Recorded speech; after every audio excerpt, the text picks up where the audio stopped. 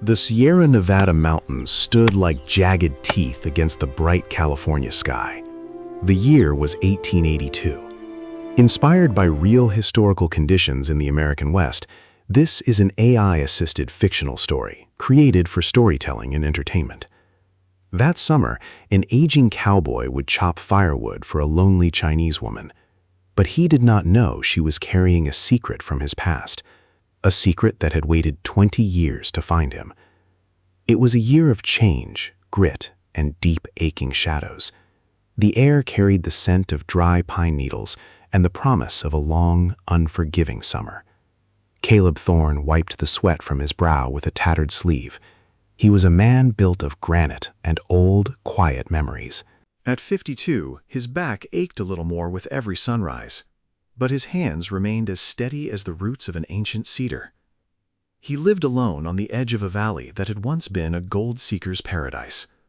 Now the gold was gone. The mountain had been picked clean by desperate men. Only the ghosts and the stubborn remained behind. Caleb was one of the stubborn ones. He looked across the creek toward the old Weaver cabin. It had been a hollow shell for years, but 3 months ago, smoke began to curl from the chimney once again. That was when she arrived. Her name was Mei Lin. She was a woman who didn't seem to belong in the rugged, sun-scorched hills of Northern California. She was quiet, she was graceful, and she was entirely alone in a world that was turning its back on her. In the nearby town of Coloma, the air was thick with a different kind of heat. Whispers followed her like a foul wind. The Chinese Exclusion Act had just been signed into law by President Arthur. It was a dark chapter of history written in ink and prejudice. This story includes historical prejudice and intimidation, but it does not depict graphic violence or hateful endorsement. It is told as a message of dignity, mercy, and human kindness. The townspeople wondered how a woman like her ended up with a deed to a cabin. Her father had bought the Weaver cabin years before the laws turned colder. It was the only safe thing he had been able to leave his daughter. They wondered why she didn't just disappear into the San Francisco fog. Caleb didn't care for the poison of whispers. He preferred the honest truth of hard work and a man's own word. He saw her that morning standing in her yard. The sight made him catch his breath. She was wearing a vibrant purple silk dress. It was embroidered with golden flowers that shimmered like liquid fire in the sunlight. It was a dress meant for a palace. It did not belong in a dusty, jagged canyon. In her hands, she held an axe. The tool was far too heavy for her slender frame. She was trying to split a stubborn log of cedar. The axe bounced off the wood with a dull, mocking thud. She didn't give up. She didn't cry out. She simply wiped her forehead and swung again. Caleb watched her for a long time from the shade of his porch. He knew the crushing weight of loneliness. He knew how it felt when the world decided you were no longer needed. He put on his hat and stepped off his porch. The dry grass crunched under his heavy boots as he crossed the shallow creek. Mei Lin heard him coming and stopped. She stood tall, pulling her shoulders back with a dignity that silenced the birds. Her eyes were wary, searching his face for a threat. "Morning," Caleb said, tipping the brim of his hat. She didn't speak at first. She just watched him with a calm, heartbreaking intensity. "That cedar is a fighter," Caleb said, gesturing to the log. "I can manage," she replied. Her voice was soft, like the rustle of fine silk in a breeze. Her English was careful, precise, and tinged with a weary strength. "I'm sure you can," Caleb said. "But my father always said a man who watches a lady struggle with an axe isn't much of a man at all." He reached out his hand, palm up. "Let me." She hesitated for a heartbeat. The silence between them was filled with the weight of 2 decades of sorrow. Then she stepped aside and handed him the heavy tool. Caleb felt the warmth of her hand on the handle for a split second. It was the first time he had touched another human soul in years. He stepped up to the stump. He didn't rush. He felt the perfect balance of the steel. He took a deep breath, channeled his strength, and swung. The cedar log split perfectly down the middle. The sound echoed through the quiet valley like a gunshot. He didn't stop there. He moved to the pile of uncut wood near her porch. He worked with a rhythmic, steady pace. Swing, split, stack.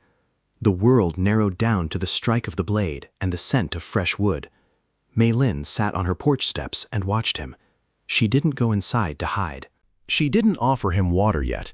She just sat with her arms crossed, observing the man who had invaded her silence. Caleb enjoyed the work. The physical strain kept the ghosts of his own empty house at bay. It kept the memory of his late wife, Sarah, at a distance. Sarah had been gone for 20 years, but her absence was still a physical weight. He worked for nearly an hour until the pile was gone. The wood was stacked neatly against the cabin wall, a wall of protection against the coming night. He was drenched in sweat. His heart was thumping against his ribs like a trapped bird. He leaned the axe against the porch railing. "That should last you through the week," he said, wiping his face. Mei Lin stood up. "Why did you do this, Caleb Thorne?" she asked. Caleb shrugged, his muscles stiffening. "Neighbors should be neighborly. It's how we survive." She looked at the wood, then back at his tired eyes. "People in the town do not want me to be their neighbor," she said softly. "I'm not the town," Caleb said simply. "I'm just Caleb." A small, fragile smile touched her lips. It was the first time he had seen it. It transformed her face into something breathtaking. "Wait here, Caleb," she said. She disappeared into the shadows of the cabin. Caleb stood in the yard, looking up at the high peaks. He felt a strange sense of peace he thought he had buried with his wife. She returned with a small porcelain tray. There were 2 delicate cups and a pot of steaming tea. The scent was floral, strange, and deeply inviting. "Please," she said, gesturing to a chair on the porch. He sat down, feeling clumsy and out of place in his dusty clothes. She poured the tea with practiced, elegant movements. They sat in silence for a few minutes, drinking. The tea was hot and bitter, but it cleared his head. "You have been in this valley a long time," Mei Lin said. "Since the gold days," Caleb answered. "I came in 52. I stayed when the gold ran out, and the hope followed it." "You saw the world change," she whispered. "I saw it get harder," Caleb said. "I saw people forget how to be kind when things got scarce." Mei Ling looked down at her hands. "I remember this valley too," she said. Caleb looked at her, surprised. "You were here before?" She nodded slowly. "My father was a merchant in Coloma. He sold tea and silk to the miners." "I might have known him," Caleb said, searching his memory. She looked up at him.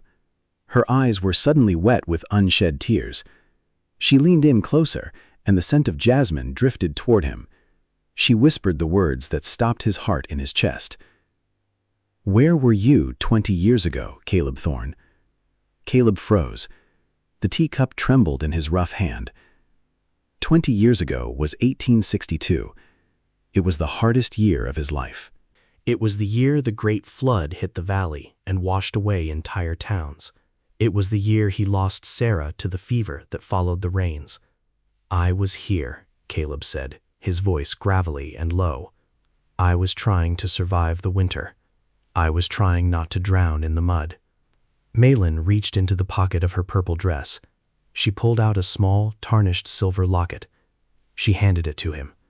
A cold shiver ran through Caleb's hands. He opened the locket with trembling thumbs. Inside was a tiny, faded photograph of a woman with golden hair and a gentle smile. It was Sarah. It was his Sarah. "How do you have this?" he gasped. His voice broke. A lump formed in his throat that felt like a stone. "In 1862, during the great rains, my father found a man in the river," she said. "The man was clinging to a broken timber. He was half dead from the cold and the grief." Caleb remembered the freezing black water. He remembered the roar of the American River as it reclaimed the land. "My father took him into our shop. He warmed him, he fed him for 3 days. I remember a shop," Caleb whispered, the memory surfacing like a dream. "I remember the smell of incense and ginger. I thought I was in heaven." Mei Lin nodded, her voice thick with emotion. The man had lost his home. He had lost his wife to the fever just weeks before. "That was me," Caleb said. The tears were falling now, unbidden and hot. For 20 years, Caleb had believed the river had taken the last piece of Sarah from him. Now that small silver heart lay in his palm again. He pressed it against his chest as if he were holding her hand one final time. "I'm sorry, Sarah," he whispered. "I thought I had lost you completely." He wasn't ashamed. "The man left this locket behind when he wandered away into the storm. My father kept it."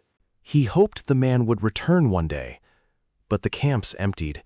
Names were lost, men moved on, died, or disappeared into the mountains. My father searched whenever he could, but he never found you. "I was out of my mind with sorrow," Caleb said. "I didn't even know it was gone. I thought I had lost everything of her."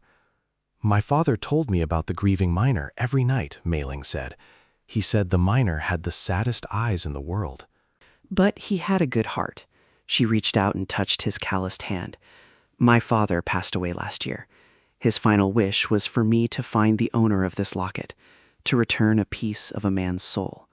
Caleb looked at the silver heart in his palm. It was more than jewelry. It was a bridge to a life he thought was gone forever. He looked at this woman in her purple silk. She wasn't just a neighbor. She was his salvation. Before we continue, I want to thank you for being here. Stories like this remind us that kindness can survive even the hardest years. If Caleb and Mei Lin's story is touching your heart, and if you enjoy emotional Western romance stories about hope, dignity, and second chances, please consider subscribing. Your support helps keep these forgotten stories alive. Now, let's return to the Sierra Nevada mountains. Caleb and Mei Lin sat on that porch as the sun began to dip behind the peaks. The orange light spread across the valley like warm fire. The locket sat between them on the small table. "You traveled all this way just for a locket?" Caleb asked. "And for a home," Mei Lin said. "The laws are changing, Caleb. My people are being driven out of the cities. We are blamed for the failures of men we do not know." "I heard about the act," Caleb said, his jaw tightening with a cold fury. "It's a disgrace to this land. This country was built by the hands of everyone who dared to dream." "I thought I would be safe in the mountains," she said, "but the men in town—" They follow me when I walk to the store. They throw stones at my door in the dark. They won't touch you again, Caleb said firmly. Not while I'm breathing the mountain air. Just as the words left his mouth, a cloud of dust appeared on the trail. 3 men on horseback were riding hard toward the cabin. Caleb recognized the lead rider instantly. It was Silas Vance and 2 of his rough-handed cousins. Silas was a man who thrived on being a bully. He saw himself as the self-appointed law of a valley that didn't want him. Caleb stood up. His knees popped, but his stature was imposing, like an old oak. Mei Lin stood beside him. She didn't hide. She stayed right there, her purple silk fluttering in the rising wind. The riders pulled up to the gate, their horses snorting. "Well, look at this," Silas sneered. He spit a glob of tobacco juice into the dirt. "Old Man Thorne is playing house with the laundry woman." Caleb stepped off the porch. He didn't have a gun. He only had his fists, his history, and his dignity. "You're on private property, Silas," Caleb said. "State your business or move on before the sun sets." "We're making sure the neighborhood stays clean," Silas said. He looked at Mei Lin with a cold, hateful gaze. "You don't belong here, lady. There's a boat waiting in San Francisco for people like you. The law says so." Mei Lin stepped forward, passing Caleb. She looked Silas directly in the eye. "My father helped build the railroad that brought you to this valley," she said. Her voice was steady. It didn't shake once. "My family has been in these mountains longer than yours, Mr. Vance." Silas laughed, a harsh, ugly sound. "Doesn't matter. The law says you're an outsider, an alien." He reached for the rope at his saddle. "Maybe a little fright will help you pack your bags faster." One of his cousins kicked at the gate until the old latch cracked. Another picked up a stone and tossed it against the porch steps. The sound made Mei Ling flinch, but she did not step back. Caleb moved faster than a man his age should have been able to. He grabbed the bridle of Silas's horse. The animal reared back, startled by the old man's strength.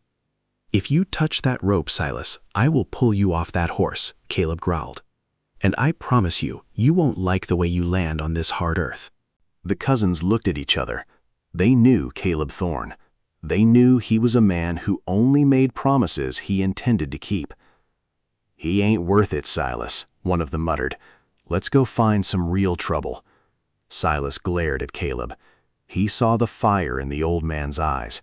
He saw a man who had finally found something worth fighting for again. "This isn't over, Thorn," Silas said. He jerked his horse around and rode off into the dust. The valley became quiet again. Caleb took a deep breath. His hands were shaking now. The adrenaline was fading, leaving him cold. He reached for the porch rail. For a moment, his age caught up with him. Mei Lin saw it before he could hide it. He felt a small, warm hand slip into his. "Thank you," Mei Lin whispered. She guided him back to the chair and poured more tea with trembling hands. Caleb turned to her. "I should have been there 20 years ago," he said. "I should have thanked your father myself for saving my life." "You are here now," she said. "That is what matters in the eyes of the ancestors." They spent the rest of the evening talking. She told him about the merchant life and the beauty of the bay. He told her about Sarah and the dreams they had once shared under these stars. The stars came out, bright and cold. Caleb realized he didn't want to go back to his empty house. For the first time in 2 decades, the loneliness was gone. He looked at the wood he had chopped. It was more than just fuel for a fire. It was a foundation for a new life. "I'll be back tomorrow," Caleb said as he stood to leave. "There's a leak in your roof that needs fixing before the rains." Mei Ling smiled. "I take my coffee strong, Caleb." "I remember," he said. He walked back across the creek. The silver locket was tucked safely in his pocket. It felt heavy. It felt like hope. Over the next few months, the valley changed. Caleb was always at the Weaver cabin. He built a new fence. He repaired the porch. He sat with Mei Lin every single afternoon. The townspeople eventually stopped whispering. They saw the way Caleb looked at her, with a protective, deep-seated devotion. They saw the way she looked at him, as if he were the mountain itself. It was a quiet kind of love. It wasn't built on youthful passion. It was built on respect. It was built on a shared history that had taken 20 years to find its way home. One evening in autumn, the first frost touched the leaves. Caleb brought over a fresh load of cedar wood. He found Mei Lin sitting on the porch, wrapped in a heavy wool shawl. The purple silk dress was tucked away for special occasions. "The winter is coming," she said, her breath visible in the air. "We're ready for it," Caleb replied. He sat down beside her. He took her hand in his. His rough, calloused fingers fit perfectly with hers. "I was thinking," Caleb said. "My house is bigger than this one, but it's too quiet." Mei Lin looked at him, her eyes shining in the twilight. "Are you asking me to move a mountain, Caleb Thorn?" "No," he said softly. "I'm asking you to make a home with me, to stay." She leaned her head on his shoulder. "I think my father would like that very much," she whispered. They were married in the spring of 1883. It was a small ceremony by the creek. There were no golden flowers or grand palaces. There was only the mountains and the truth. Caleb Thorn was no longer a man of ghosts. Mei Lin was no longer a woman of shadows. They had found each other in the wreckage of time, and in the heart of the Sierra Nevada, they lived out their days. He chopped the wood, she made the tea, and they never asked where the time had gone, because they knew exactly where they were. They were together. Thank you for staying with Caleb and Mei Lin until the very end. Their story reminds us that kindness is never truly lost. Sometimes it disappears for years. But one day it quietly finds its way home. If this story touched your heart, I'd love to hear from you. Which moment reminded you of love, loss, or a second chance in your own life? Please leave a comment below. I read as many of your stories as I can. If you enjoy heartfelt Western romance stories like this one, please like, subscribe, and share this video with someone who could use a little hope today. Until next time, take care of each other. Keep the fire burning. Goodbye for now.